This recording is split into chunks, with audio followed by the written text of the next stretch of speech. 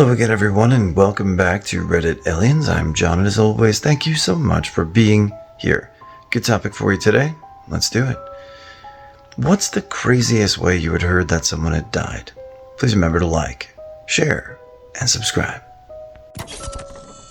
When I was a kid of about 10, a family down the street from us had a daughter aged about 8. Her mom was cooking dinner one night when the daughter ran into the kitchen to ask her something. Her mother was in the middle of mashing potatoes, turned to reply to her while the masher was in her hand, and a blob of boiling hot mashed potato fell onto the daughter's foot. The daughter cried nonstop until she finally vomited from crying, and the hysterical sobbing combined with vomiting meant she somehow managed to inhale a mouthful of vomit into her lungs, stopped breathing and collapsed. She was rushed to hospital, but could not be revived. Her poor mom blamed herself and was never the same again. I still remember it after all these decades. So tragic and such a random and pointless death. Poor family. When I was in high school, a guy I knew rolled his truck while he was doing farm work. I guess it's common for them to put the truck in drive or first gear or just let it roll while they move sprinkler lines. Anyway, they had a steep ravine on one side of their farm. His girlfriend was in the passenger seat, buckled up, when he realized he'd let it roll too far. So he ran back to the truck and tried to hit the brake. He was too late. He was halfway in the driver's seat when the truck went over the edge, rolling several times. He was squished. His girlfriend not only survived, but she said she never lost consciousness at any point. She witnessed him getting crunched by the truck. One flood stormy holiday weekend, the next door neighbor boys and their friend were walking home from a restaurant where they'd just eaten. Instead of walking along the street bridge overpass, they chose to go down to the rushing, flooded creek underneath. The friend lost his footing and slipped in as the neighbors watched him get carried off. He was found less than a quarter of a mile downstream. Floods are no joke, people. No matter how good a swimmer you think you are, you're not strong enough. My grandmother was killed by a goat, her goat. She went into the garden to feed it on the morning and the goat charged her. She fell on the ground and spent all day on the cold ground, unable to get up. She was rescued in the evening and was so fragile that she didn't survive the emergency surgery she needed for her injuries. So we all got a call one morning saying that our friend had died. The details trickled in over the course of the day. Suicide. He went into his garage, ran his car, the end. And that was the story for months. Until his wife parked in their garage for the first time since he died. And in the morning, went out to start the car, etc., and go to work. Their garage door was broken in such a way where it just did not open from the inside when you used the car garage opener. I forget the technical specifics, etc. So this renewed interest in everyone as like, oh my god, he didn't kill himself, but how did this happen? So someone at some point checks his phone, like usage history. He went out into the garage, turned the car on, opened the door, and decided to look at some pee on his phone. He passed out and died before he realized the door never opened. Apparently, his morning ritual was to do this, jerk off, go to work. His wife knew this was his routine, which is why we all knew that happened. Very modern death. My uncle's friend woke up Sunday morning, went to church for Sunday Mass, and when he left, he was hungry, so he decided to buy an empanada and eat it in the gardens of an old palace nearby. The weather was nice. He sat on a bench to eat his empanada when a palm tree branch fell on him, killing him on the spot. When my uncle told me, I was so speechless, but then I guess it wasn't such a bad death. He must have been happy eating an empanada after Mass in a beautiful sunny garden. I had recently moved overseas for a job, so it was in a different time zone. I woke up to check Reddit and saw I had a few text messages come in overnight. I opened the first message and it was a reporter from the New York Times asking me if I had time to take a call about my friend who died. What the I opened another one, and this time it's from Washington Post. I've never had reporters reach out to me for anything, much less comment on something. So I immediately searched and found out my best friend was murdered along with his wife and kid at an outlet in Allen, Texas. The next couple days were a steady stream of messages and calls for condolences, well wishes, how can I help, etc. I flew back home and tried to put aside the rage for a moment to reconnect with people, but as much as I was in pain, it's his family that's living with the aftermath a million times worse. I went to therapy. I can't read anything related to it, and I refuse to see any photos or videos of it. I want to remember him and his family as I last saw him. Rest in peace, Caillou, Cindy, and James. Friend of several years I met on Reddit. We had met several times and spoke most days. He went silent, which was unlike him. He had also borrowed some money recently. Not a lot, so no big deal, and had been going through financial and mental issues, mostly related to his wife. Anyway, getting ready to visit daughter at university, waiting on wife, tried calling and texting him again. Just had bad feelings, as it's been a week since we spoke. Searched online and found out what happened. Murder-suicide. Police found his wife's body slumped over his after a wellness call. She shot him twice in the head and shot herself once. This was just late 2024, so I'm still missing him and processing. Not that crazy, just sad. Craziest was my older brother's multi-year college roommate. He had this long obsession with Niagara Falls. He really wanted to go over the falls in a barrel. He did, though he didn't survive. My grandfather. His son-in-law at the time confronted him at his house, hit him over the head hard enough to knock him out, laid him on his back, and ripped out his tongue with a pair of pliers. He drowned in his own blood. Don't feel bad for him. That son-in-law did it because he discovered that my grandfather molested his own daughter, sister-in-law's wife, some time ago. The guy I went to school with, social circles overlapped somewhat, but we weren't close by any means. Went on holiday to Amsterdam in 2022. Went out to some bars and got separated from the friends he'd gone with. Wandered out to the streets with a dead phone, trying to make his way back to the hotel, and so asked a guy on the street for directions.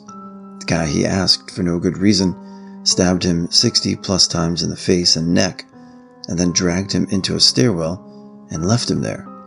Honestly, makes me sick to my stomach, and he only got 14 years. Rest in peace to that guy. I feel intense sadness every time I think about it. He was only 22. A lot of these are obviously very sad, and one or two you could argue are deserved, and a lot of the other ones are just bad luck. So we never really know, but it's still, tough to read, and when it touches you personally, it feels a hell of a lot different. So I hope everyone's having a good day. Hug the people you love. A very current hazard for our Southern European Redditors next week. A friend's mother had a severe seizure and died on her way to hospital on a hot day. They concluded she simply didn't drink enough fluids, got too hot and died as a result of it. Officially heat stroke as a result of dehydration. She was healthy, reasonably fit, not overweight, and just in her late 50s. Drink enough fluids, people. It goes incredibly quickly from, oh man, this heat's killing me, to that actually happening. And throw in some soup or salty snacks occasionally for electrolytes. The same goes for your pets. Provide cool and shaded places for them if possible. Make sure there's more than one water bowl available across the house so they're incentivized to drink more often. Hoping his family doesn't read this because it's horrible. Every day after school, a group of high school kids went to the park to hang out, play frisbee, listen to music, and do kid stuff. One of the things they did was hang a hammock inside the pavilion. This happened pretty much every time. This day, though, the table moved slightly as he stood on it, and he lost his balance. When he fell, he landed on his back, and the base of his skull landed squarely on a rock. He died instantly. He was 17. Also, my granddad, he was in his 80s and had a heart attack. He was in the hospital bed and started having another. He tried to get up for help, but slipped and smashed his head on a radiator that was next to the bed. The nurse found him on the floor. His wife died a year later, probably pretty crazy too. She had breast cancer but was too scared to have it checked. By the time she went to the hospital, the docs asked her if she had had her breast removed, as it was pretty much gone due to being eaten by the cancer. Horrible. Midtown Manhattan. Coworker was stepping into an elevator and the doors closed on her leg. An elevator car shot upward, dragging her body into the very small space between the elevator shaft and elevator car. The people who were in the elevator with her leg needed psychological help after seeing that. The elevator was under maintenance, and the workers didn't close it off for whatever reason. Really awful. She was a really nice person. During summer break, before our sophomore year, my friend John and his younger brother Jacob were both home while their parents were at work. It was the first week of summer break, and were fighting over a video game. They each called their mom at work a few times to try to get the other in trouble. Finally, their mother said to stop calling. Specifically said, if they called one more time, she was going to come home and heads were going to roll. Common enough threat to a Gen Xer. About an hour later, she sees her home phone pop up on her caller ID. She yanks the phone up and says somebody better be dead. It was Jacob, hysterical, saying John was dead. The boys continued to argue even after they last called their mom. Jacob went to their parents' room and grabbed a rifle from the closet. He went into the living room, where his brother was playing the video game, and pointed the rifle at him. He said he told him something he can't remember and pulled the trigger, thinking the rifle wasn't loaded. It was, and he hit John in the temple right above his ear. John died almost immediately. A few years later, when Jacob got to high school, the year I was a senior, I heard several rumors going around that he remembered what he told his brother before he shot him, and that he knew the rifle was loaded. He just didn't think he would hit John. He told him, I was an only child, and pulled the trigger. Jacob, I'm sure, had some issues dealing with the fact that he took his brother's life, but his parents doted on him from then on, making sure he knew they didn't blame him, and they loved him and yada yada yada. He turned into a very spoiled brat. Oof. I have two. Years ago, my grandfather used to go to a coffee shop nearly every weekday morning where a group of 20 to 25 retired, semi-retired, or nearly retired men would filter in and out during the morning. They all knew each other and all sat at the same large table each morning. On several occasions, I joined my grandfather during breaks from school, and I got to know several of these men. One of the men, a nice guy who always had a clean joke to tell, ran a hunting lodge or game preserve with his son and daughter-in-law, and stopped showing up to the coffee shop. I asked my grandfather what happened to this gentleman. One day, the man and his daughter-in-law were performing the usual post-hunt tasks, unloading, cleaning, and storing the guns. Their gun safe was up a short flight of stairs, and on this day the man had hurt his leg enough that he couldn't make it up the stairs, so his daughter-in-law decided that she would bring the guns up on her own, going up and down the flights of stairs with each set of guns. With only a couple of shotguns left to take up, she was at the top of the stairs and asked her father-in-law to hand them up to her. While attempting to hand the first shotgun to her, where she would grab it by the barrel while he held it near the stock or butt, a round fired from it. Mind you, this was supposed to be an unloaded shotgun. Unfortunately, the angle of the handoff when the gun fired was such that the shot hit her in the face or head. Instant death. A full investigation was made over the course of months, and he was ultimately found innocent, and that the gun had a malfunction. He gave up handling weapons and never really left his house anymore due to the shame or guilt from the incident, though his son did forgive him. Second one here. A friend of mine had a very successful father who had worked at the highest level of finance and had started and sold several successful businesses. There were two things this man loved to do: work on his business and work on his ranch.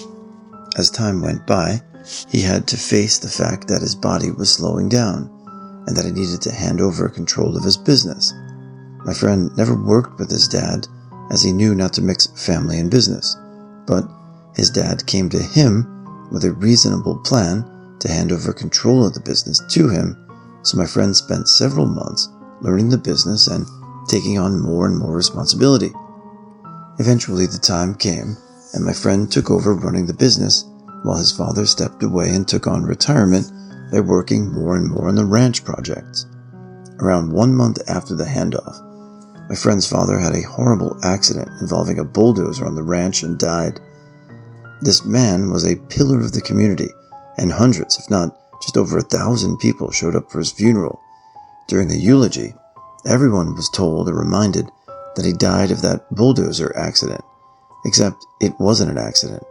The day after he died, my friend told me that it wasn't an accident, and that his father had committed suicide by letting the bulldozer run him over.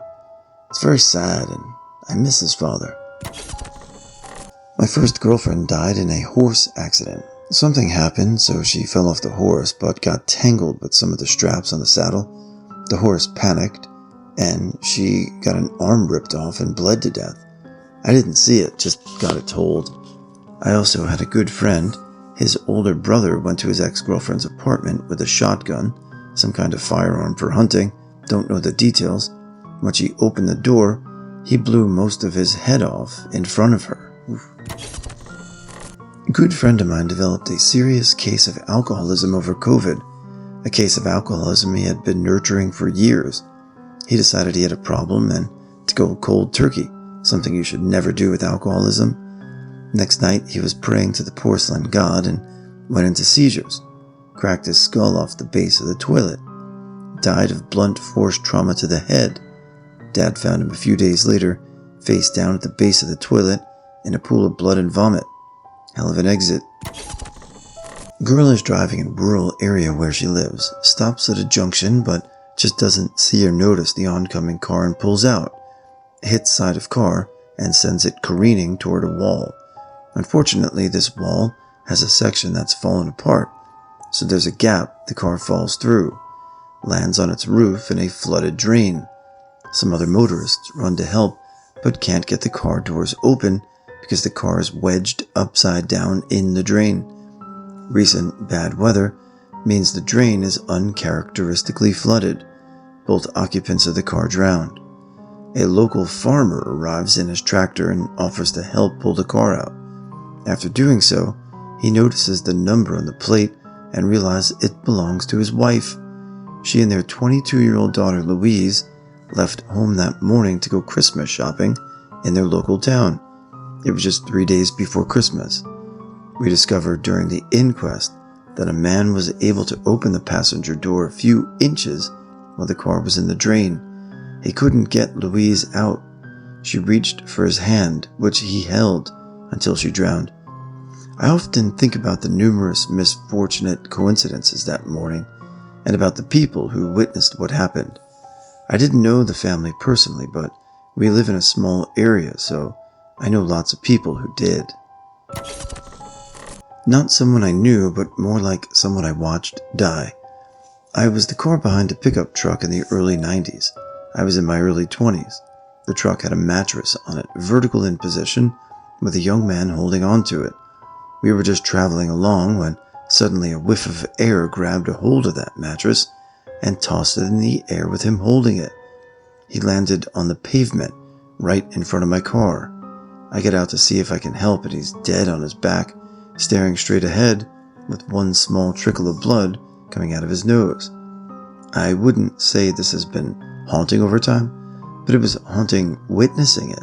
Maybe my psyche could handle it because I knew he died quick, no suffering or pain involved. Either way, it was a sad day for the young man. Yeah, come to find out, he graduated together, and he had just returned from military service overseas.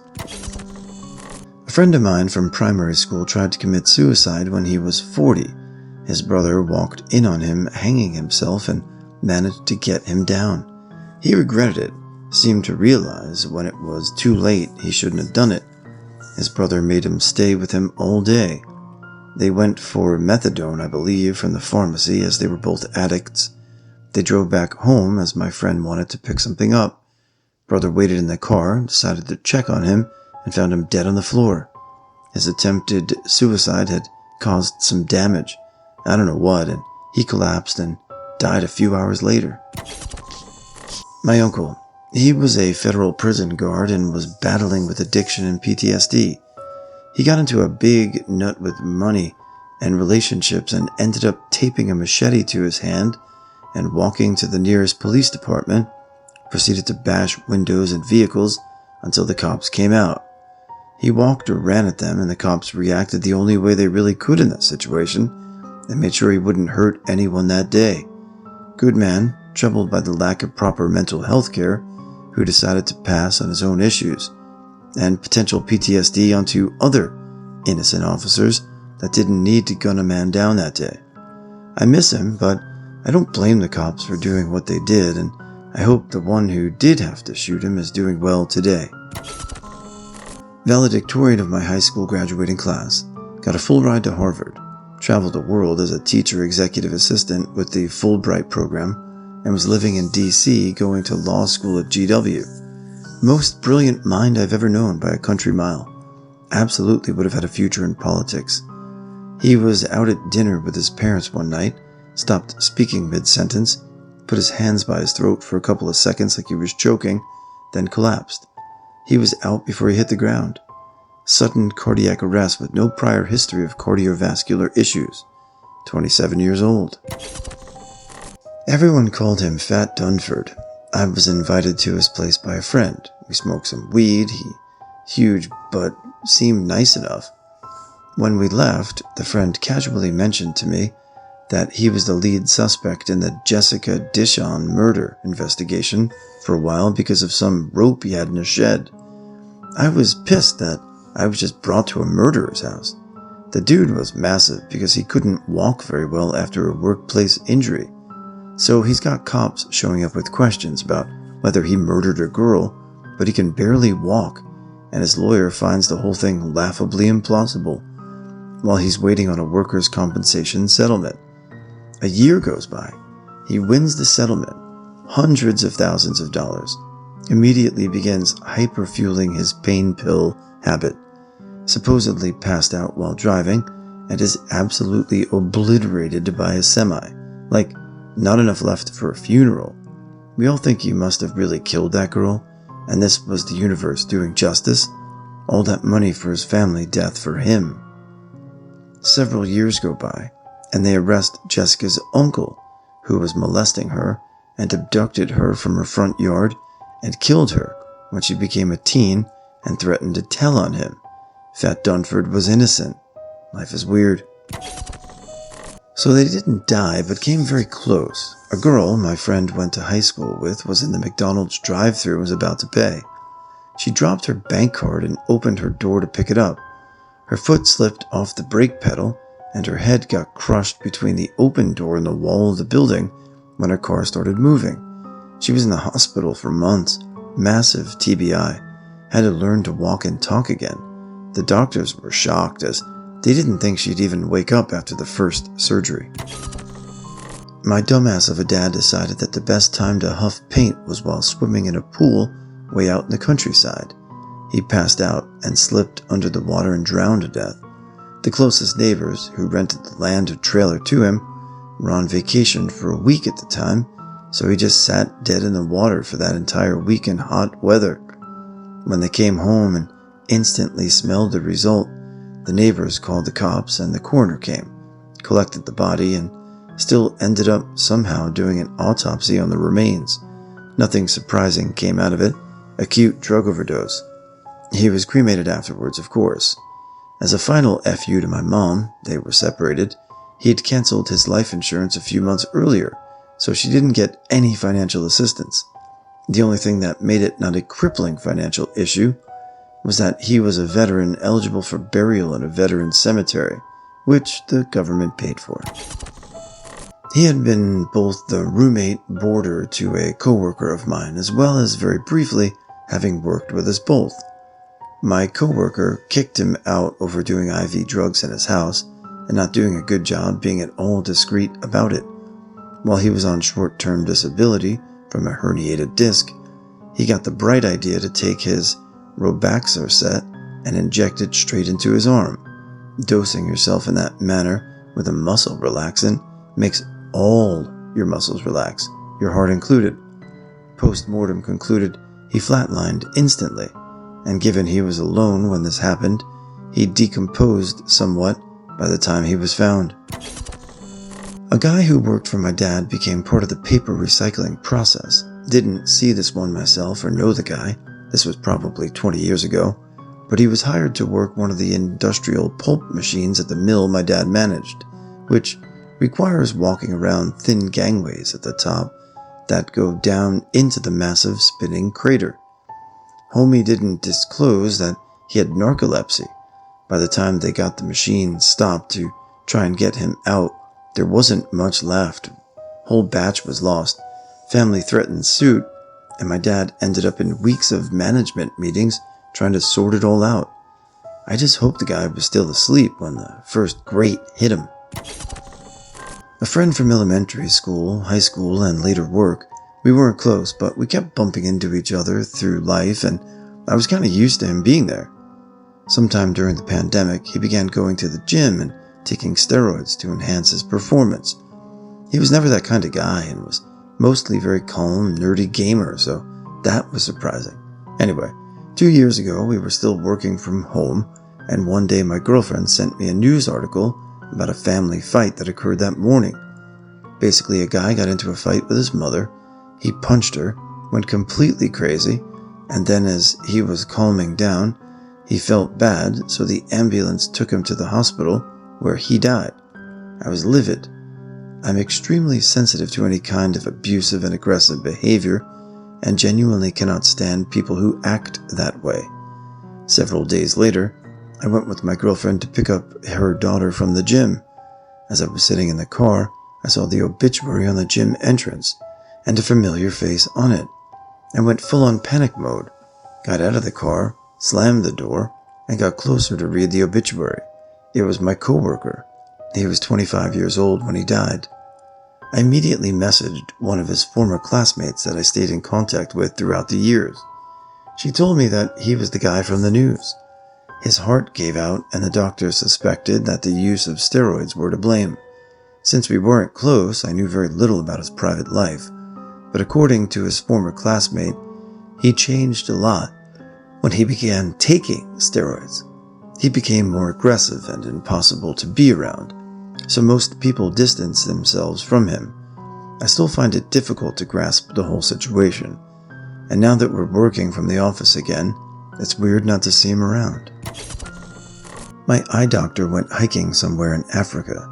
He apparently started feeling dizzy and overheated, so his guide just got him to a cliffside where he could get a little breeze. Apparently, he passed out and ended up rolling off the cliff.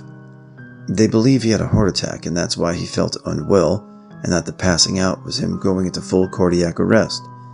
He wasn't going to make it out of there alive to begin with, but I can't imagine being his wife and watching my husband disappear over the edge of a cliff. An old workmate. He just turned 65 and was about to begin his retiree life. He underwent an operation for prostate cancer, and after the operation, he was feeling dizzy and lightheaded, but he got some pills that were supposed to help him with the balance issues. The prostate operation went well, and he was healthy in every other way. One day his wife found him dead on the floor in a bloody pool. There was a whole police investigation, as they initially suspected murder by bludgeoning, as his skull was cracked, but a forensic investigation determined that he lost his balance and hit his head on the kitchen counter while falling. He most likely lost consciousness and bled out. Truly a sad story. He was looking forward to his years as a retiree. My brother's boss about a decade ago was eaten by some sort of farm equipment because he decided to start early on site by himself.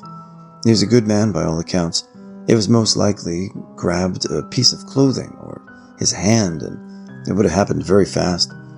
Also, when we were children in the 90s, we were made to watch an animated version of a story from our state about a kid who had both of his arms ripped off by the PTO on a tractor, and he survived by somehow managing to get into his home and dialing 911 with a pencil in his mouth.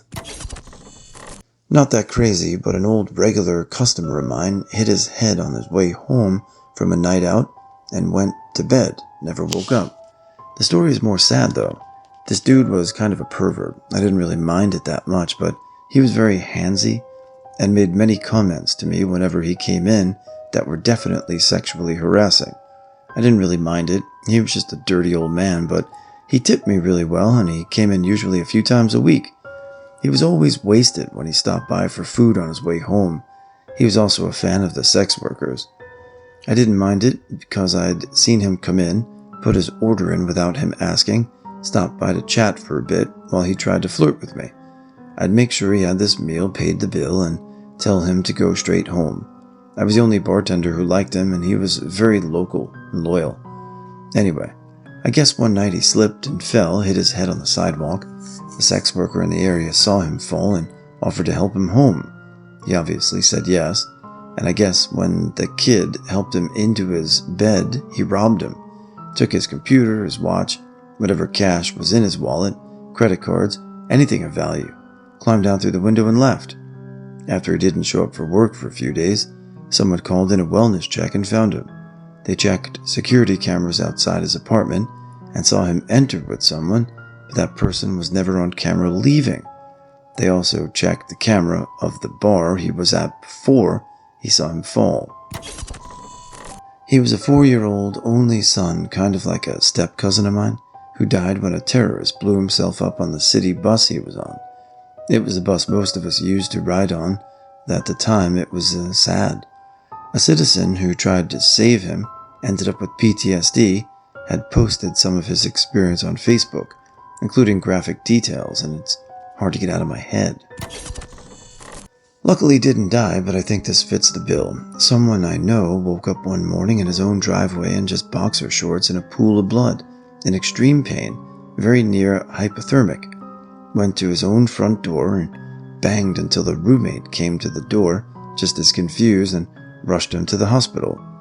On the way, he starts remembering that he had a nightmare in the house was on fire, running to the front door to escape and finding it locked. He's also a notorious sleepwalker. Turns out he had been sleepwalking, tried to go out the front door, found it locked, and in a still sleeping panic, ran back up to his room on the second floor, about 20 feet up, and jumped out the window. Still had lots of injuries, short and long term, but if he had fallen any differently, it would have looked like a very bizarre, middle-of-the-night suicide. My grandmother was murdered along with her husband by a son, not hers, that was living on the property. They had tried to take his PlayStation away for failing to pay rent for months, so he killed them and proceeded to live in the house for a week while their bodies rotted outside in the grass where he shot them. It was a very small town, and word is, people knew they were dead for days because people visited often, but nobody called the police or reported it. It wasn't until Sunday church and the whispering making it to the pastor's ears until finally someone called the police. 10 days had passed, and my grandmother was in no condition to be seen or have a funeral for. She had to be put in a coffin in a hazmat bag, and her funeral was with an empty coffin with her remains, I am told, safely somewhere nearby. If you ever find a dead body, please report it.